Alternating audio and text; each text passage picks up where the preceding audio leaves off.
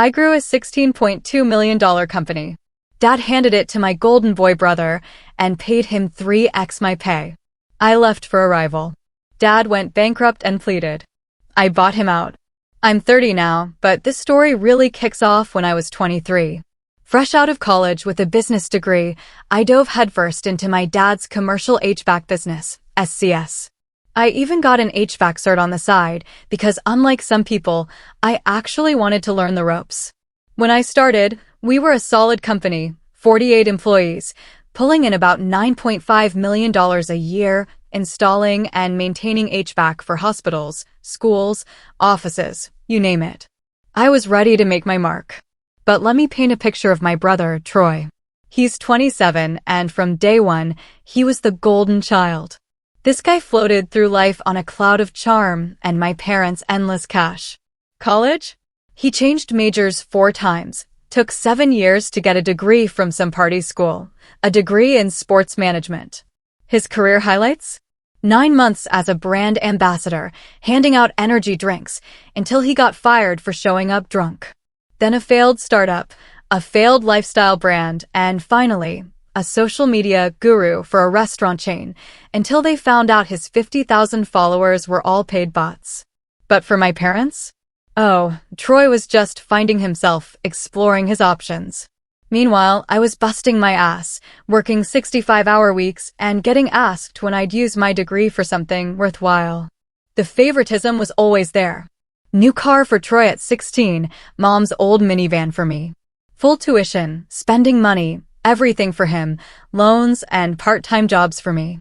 Cancun spring breaks for Troy, used the library computers for me. His graduation was a lavish party for 40, mine, with honors and a job lined up, was dinner at Olive Garden with just the 4 of us, where Dad spent the whole meal talking about a deal he was working on.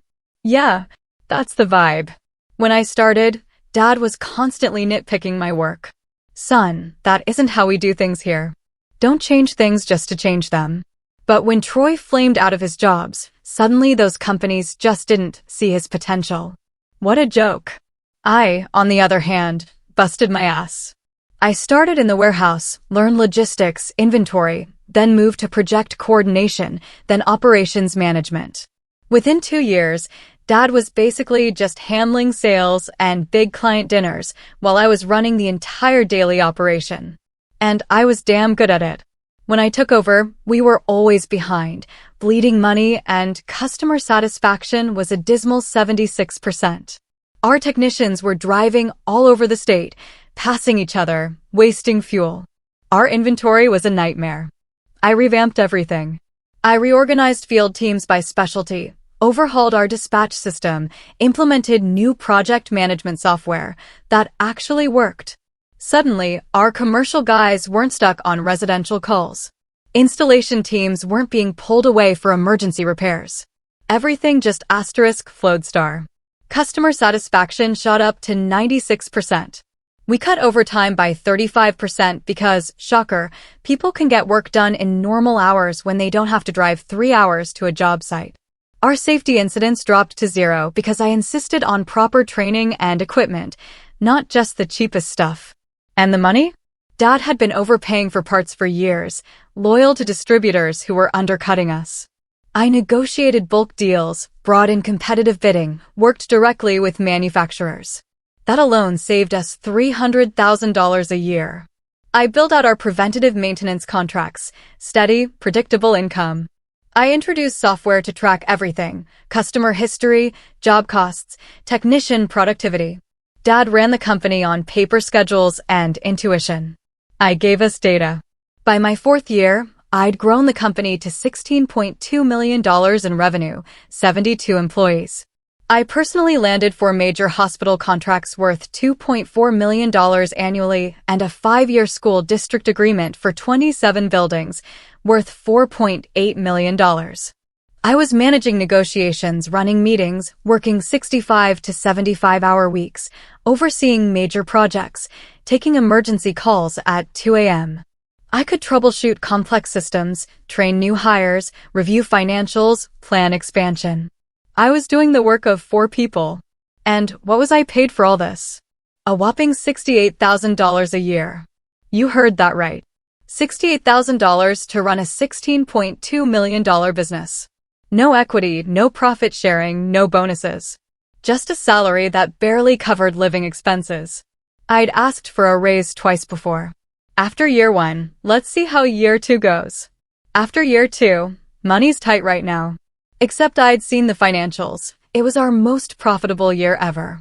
So, 4 months ago, I finally decided enough was enough.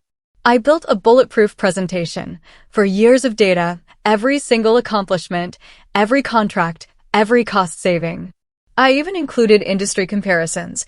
An operations manager at a similar company makes $108,000 to $120,000.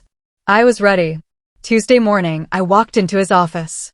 He was sitting there, classic Lord of the Manor style, newspaper, coffee. Got a minute, Dad? Want to talk about my pay? He didn't even look up from the sports section. What now? My pay. I said, I've been here for years without a raise. I think it's time my compensation reflected my responsibilities and industry standards. That got his attention. He smirked, put down the paper. Industry norms? Son, you work for family. That's worth more than cash. I took a breath. I know, Dad, but I'm managing the entire operation of a $16.2 million business for $68,000. That's just not sustainable. He laughed. You're lucky to be here. How many young guys get this kind of education, this kind of security? I pushed back. I've improved every metric, increased revenue by 82%. I'm asking for fairness. He stood up, walked to the window, classic power move. Fair? It's fair I gave you a chance with no experience. I'm setting you up to own this business one day. Then the kicker, you have 2 options. You can stay, keep your salary, and be thankful. Or you can go test that free market you're so confident in. Let's see how far your 4 years of experience get you without my name on your resume. I just stared. No negotiation. Just a threat. I'll think about it, I said, and walked out. That was Tuesday. Thursday, the bomb dropped. Dad called an all-hands meeting in the warehouse. We never had all-hands meetings unless it was huge news, new location, big contract. I was hoping for something positive. Nope. Much, much better. Dad, in his big client pitch voice, announced, folks, SCS is growing. We need to expand our leadership team. I'm thrilled to announce my son, Troy, will be joining us as our new Director of Business Development. My stomach hit the floor. I cornered Dad in his office right after. What was that? Troy? Director of Business Development? He has 0 business, 0 HVAC experience. Dad brushed it off. He doesn't need HVAC. The techs handle that. He has connections, personality. I knew I wouldn't like tea. He answered, but I had to ask, how much is he getting paid? Dad squirmed. That's between him and me. I run operations. I need to know our overhead. He sighed. His base salary, plus commission, is $190,000. I actually laughed. A harsh, disbelieving laugh. $190,000. Are you serious? He's making nearly 3 times my salary. Dad got defensive. He's in sales. He has brand development experience. Brand development at college parties? Handing out energy drinks. He snapped, watch your tone.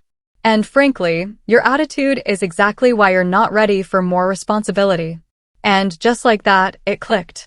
You know what, Dad? You're absolutely right. I'm not ready for more responsibility. Here. I quit. His face went from irritated to pure shock. What are you doing? I quit. In 3 weeks. If you want to pay your unqualified son 3 times what you pay the guy who actually runs your business, go for it. But you're doing it without me. Hold on. No. I asked for fair compensation. You told me I was lucky to have this job. Well, I'm going to go try my luck somewhere else. I walked out, went to my office, and typed the most formal resignation letter I could, my hands shaking with pure rage. Sent it within the hour. The next few weeks were surreal. Dad tried the let's talk routine. Mom called in tears, saying I was destroying the family. And Troy? Oh, Troy texted me, no hard feelings, bro. As if his $190,000 golden parachute for a made-up job had nothing to do with me getting peanuts. I ignored them all. I just kept my head down, did my job, and polished my resume. But then, something interesting started happening.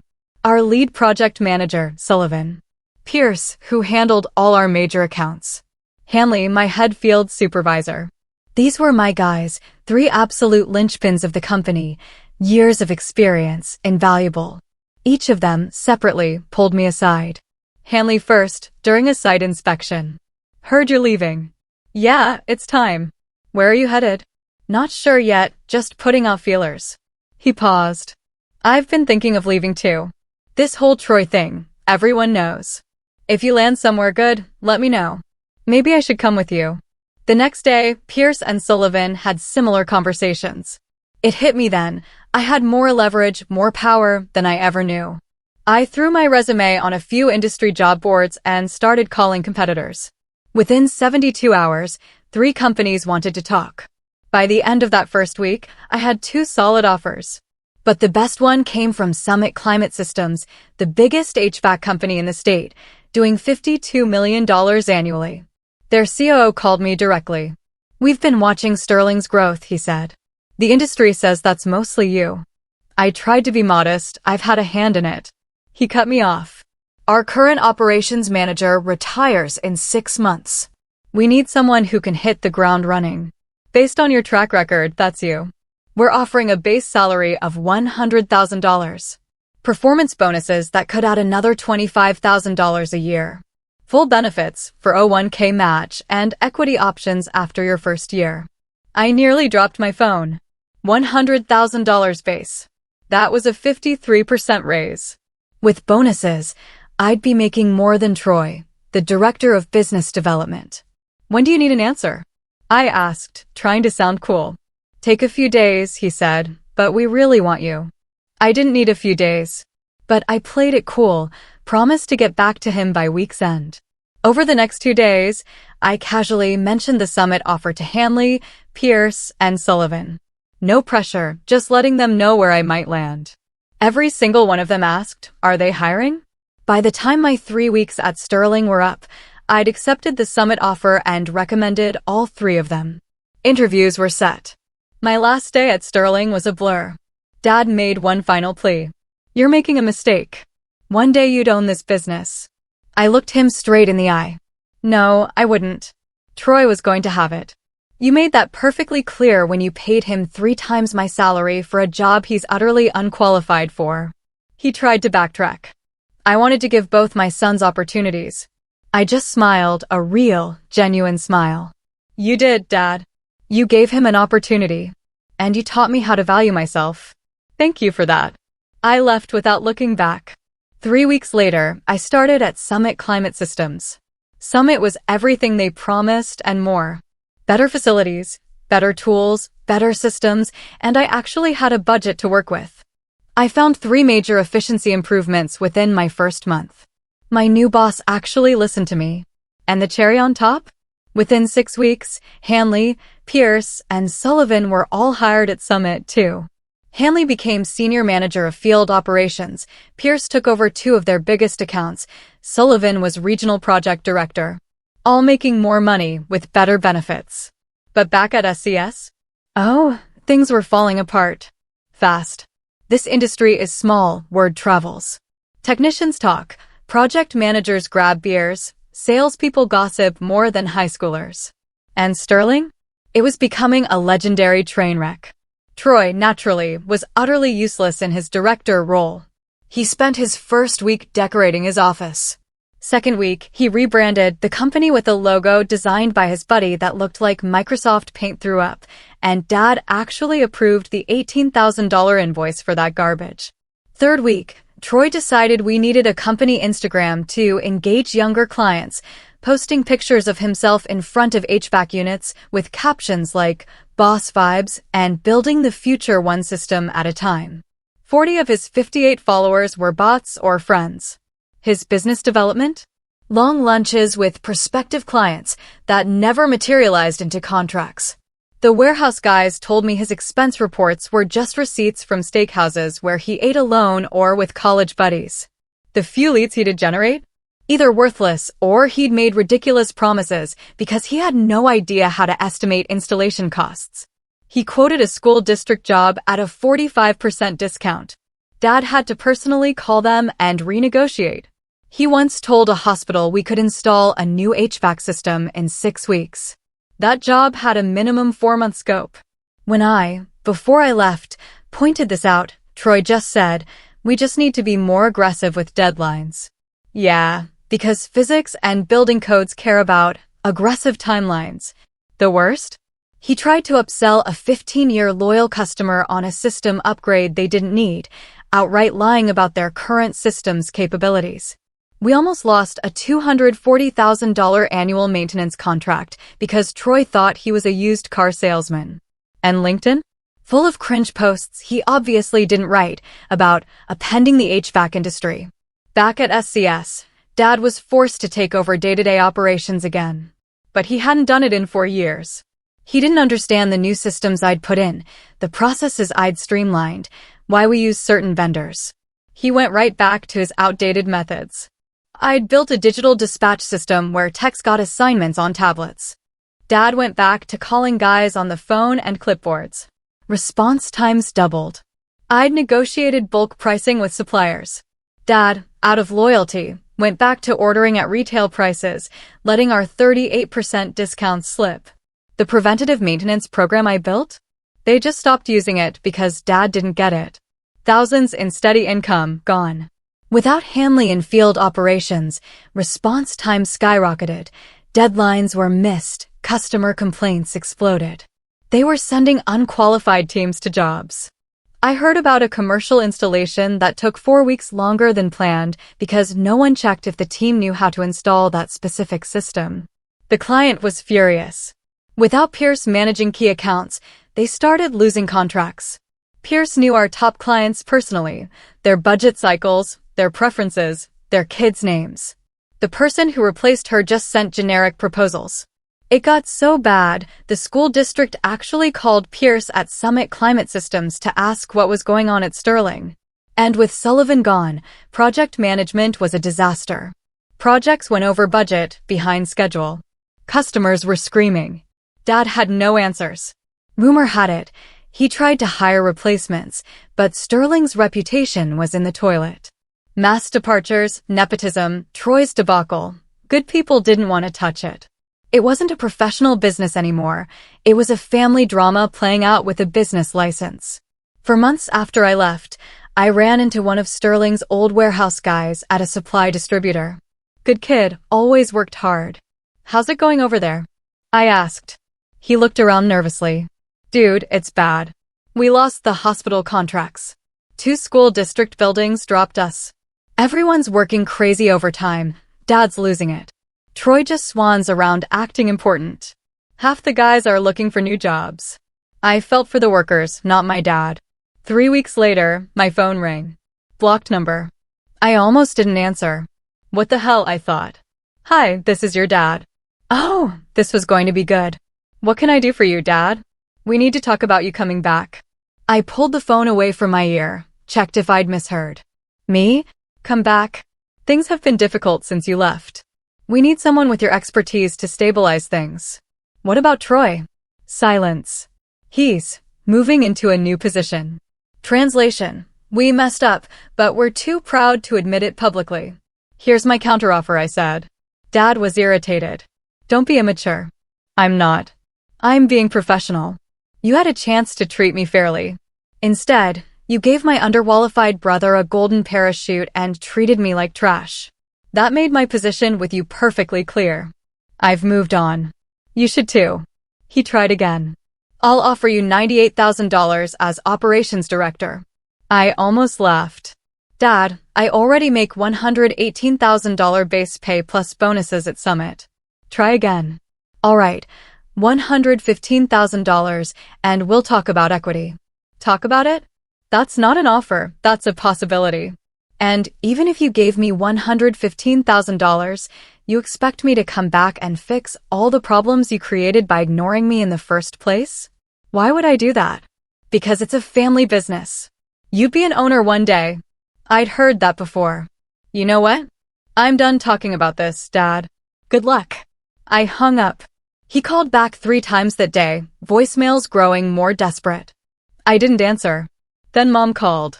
Then Troy, of all people, a long text about family needing me.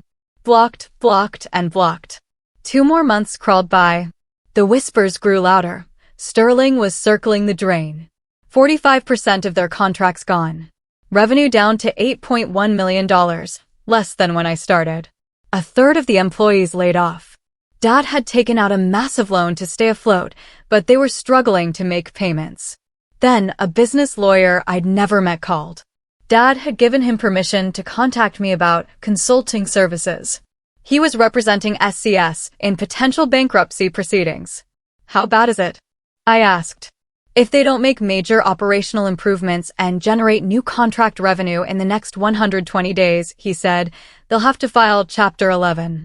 He mentioned my name kept coming up when they asked staff what had changed. I thought about it. My father was too stubborn, too blinded by favoritism, to see what he had. For years of my work, systematically destroyed in 6 months. I'll be honest with you, I told the lawyer. I'm not interested in saving that business. My father had his chance to recognize my contributions. He refused. That's on him. I understand, the lawyer said, but I have to ask, is there any scenario where you'd be willing to help? I considered the loyal workers who didn't deserve to lose their jobs because of my dad's ego. The clients who'd be left in the lurch. And the sheer, poetic justice of it all. Okay, I said. Here's the only scenario I'd even consider. I take full ownership. He signs over 100% of the company's equity. He leaves entirely. No board seat, no advisory role, nothing. He has no say in the management team I bring in or how I reorganize things. Those are my terms. The lawyer paused. That's a significant ask. It's all I'm offering. Frankly, he should take it. Without me, that business dies. This way, at least the clients are served, the employees keep their jobs. He still loses everything, but at least something with his name on it survives. I'll relay that to my client. 3 days later, Dad called from his lawyer's office on speaker. These terms are outrageous, he fumed. Then don't accept them, I shot back. File bankruptcy. Lose everything. But don't waste my time pretending you have leverage here. You said this business was founded by you? It was. But I built it. I left it as a $16.2 million powerhouse. The $8.1 million disaster it is now? That's you and Troy. So, yeah, you're either handing it over or you're shutting it down. You have a choice. His attorney chimed in, perhaps a partnership structure? No partnerships. Full transfer or nothing. Silence. I could almost hear his teeth grinding. You're screwing your own father, he finally choked out. No, Dad, I said, I'm offering to save something you destroyed. You're just pissed because saving it means admitting you were wrong about everything. About me, about Troy, about what this company needed. And you know the really funny part? If you'd just given me a fair raise and treated me with basic respect, none of this would be happening. You'd still have your company. I'd still be running it. We'd still be growing. Instead, your ego killed your business. I'm just offering it a transplant. More silence. I need time to think about this. You have 72 hours, I said, cold as ice. After that, my offer expires. You can figure it out yourself. Clock's ticking, Dad. And I hung up. Those 72 hours felt endless. Part of me expected him to reject it out of pure pride. Another part wondered if I even wanted to go back to Sterling. But there was a poetic justice to it. The company he refused to fairly compensate me for, now being signed over because his ego destroyed it. The golden child being eliminated. Me, coming back not as the undervalued employee, but as the owner. Yeah, I wanted that. At hour 47, his attorney called. He's accepting your terms. We'll start drawing up the paperwork. He was actually going through with it. He didn't have a choice. It was this or liquidation, and as the lawyer hinted, losing the company to his son was probably less humiliating than to creditors. The paperwork took 3 brutal weeks. Ownership transfer, loan assumption, restructuring agreements. I brought in my own attorney to make sure every single detail was ironclad. No loopholes, no takebacks. The day we signed, Dad looked like he'd aged 10 years. He sat across from me at the conference table, barely making eye contact. "You're making a mistake," he mumbled as he signed the final page. "This company needs family at the helm." "It has family at the helm," I replied. "Me. Just not the family member you wanted." Troy wasn't even there. I'd made it clear he was terminated, effective immediately, as part of the deal. I heard later he threw a massive fit, threatened to sue everyone.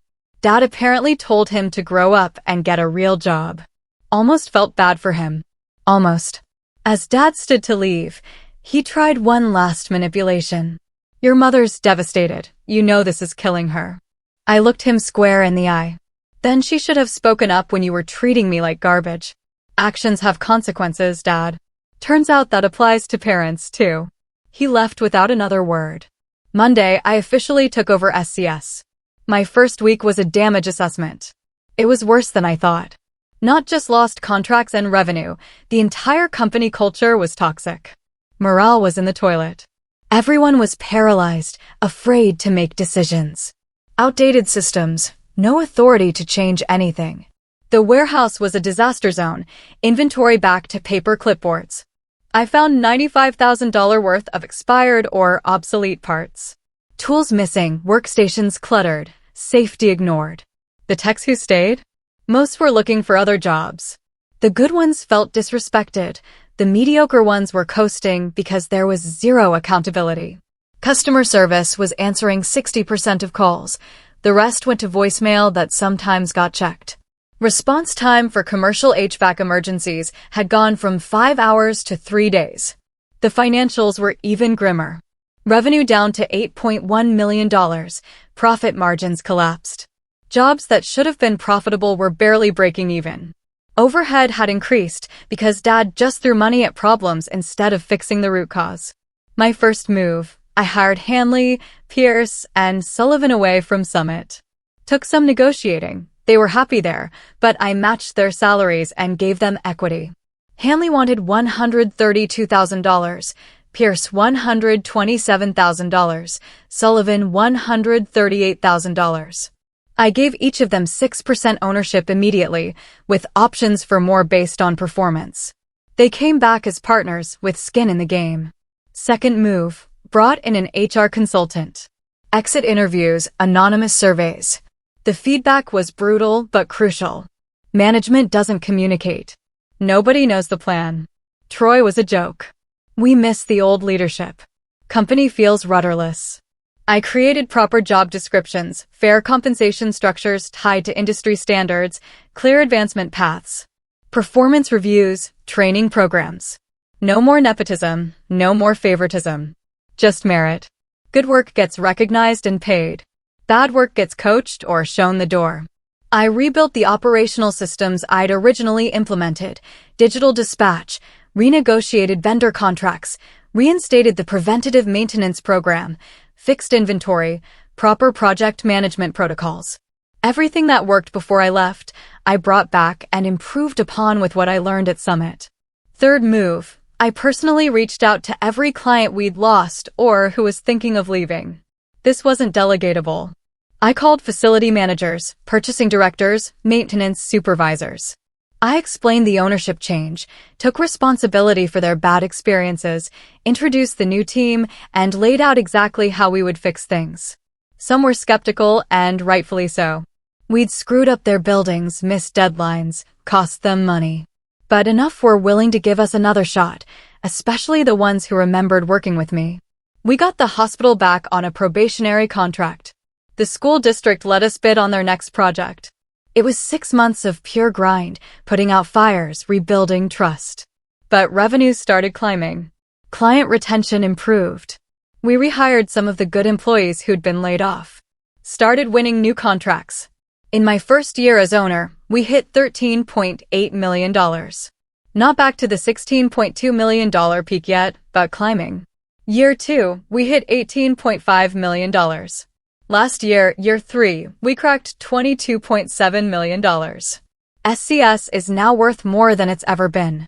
We have 102 employees, all paid fairly. Hanley, Pierce, Sullivan, and I each own 24% of the company. We make decisions together. Everyone gets profit sharing. The culture is solid. And my dad?